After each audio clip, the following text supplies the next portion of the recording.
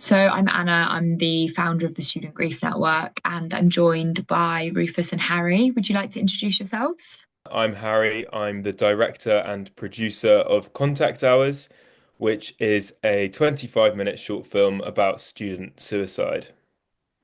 And I'm Rufus. I wrote Contact Hours, and then Harry and I executive produced the short together. The idea for Contact Hours came from a chance encounter that I had a few years ago, where I was working at a bar, and the guy came in to do some maintenance, and I was talking to him, and I said, "Has this always been your job?" And he said that no, previously he had been a university caretaker, but he'd had to walk away from that post because on the occasions where a student hadn't been heard from in a couple of days, he was the one who had to go and knock on that door and make sure they were okay. And in a couple of instances, they weren't okay, and the student behind that door had taken their own life. And Harry and I both know people from our university experiences who were lost to suicide, and also I've got friends up and down the country grieving their own losses. So it felt like a really um, important subject to and use cinema to make it something that people can engage with and people can talk about. I think what drew me to the project was that within my university cohort, I knew three people who had died by suicide, and it had, a massive impact on our wider university community.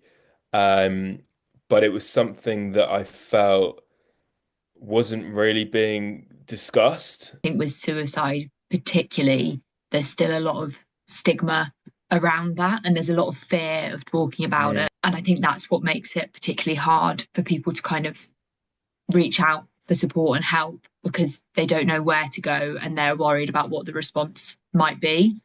Mm. There's quite a few things that make suicide bereavement different to other types of loss, and stigma is one of those. But it's also, I think, often it's complex because there's a lot of guilt and blame and feeling like people are searching for answers Mm. and wanting to blame someone or feeling the blame themselves, blaming themselves. Mm. Why didn't I say this? Why didn't I do that? Did I do enough? And feeling a lot of anger towards the world, towards maybe the support systems that weren't there to support them. Definitely. And, dealing with guilt and shame around the loss is definitely kind of part of the narrative arc of the film. In a way, the journey that he goes on is going from taking that shame and that guilt and bottling it up and punishing himself with drinking, with isolating himself. And by the end, it's not like he's completely over those feelings. Like there's still going to be things that he struggles with, but what we see is that he takes that and he shares what he's going through with his son. Mm.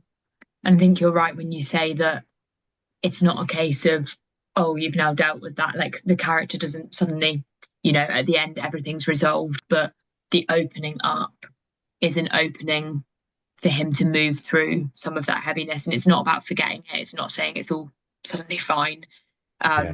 but it allows for a way forward. And I think often we can feel in grief that we're stuck and there isn't a way forward. And I really like that the film captures, I think it's hopeful without being in your face. Here's a Mm. silver lining and everything's going to be fine. Feeling that he has, and I'm sure other people who have been directly bereaved by suicide have, is that like unless they suffer with their guilt and their shame about what happened, then they're not honoring the memory of the person Mm. who has died. We hope that, through the distribution of the film as well, we are creating this feeling that those who have been bereaved by suicide are not alone, and that there are ways to get through this pain and this hurt, and there's incredible support available,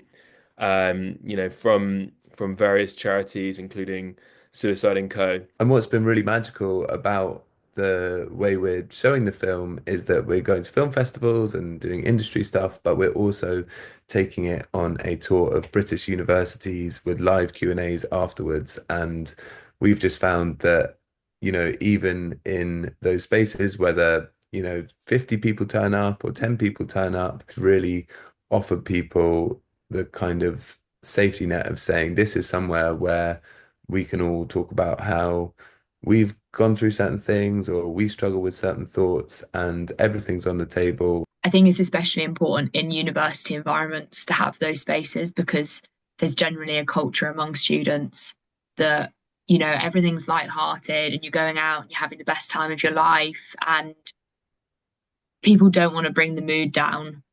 So to say to students, you're not the only one going through something tough, and it's okay to talk about this, and you don't have to be having the best day of your life every day. The film aside, I think when my friends at university have come to me in their darkest moments, or when I've gone to them, those moments of like genuine, like human to human connection are so powerful. If I was to redo my uni experience, it would be, I would say to my younger self, don't be afraid to have those conversations because honestly, it will deepen your friendships. Saying, you know, this is something that is really heavy for me right now. Can we share the burden for a moment together?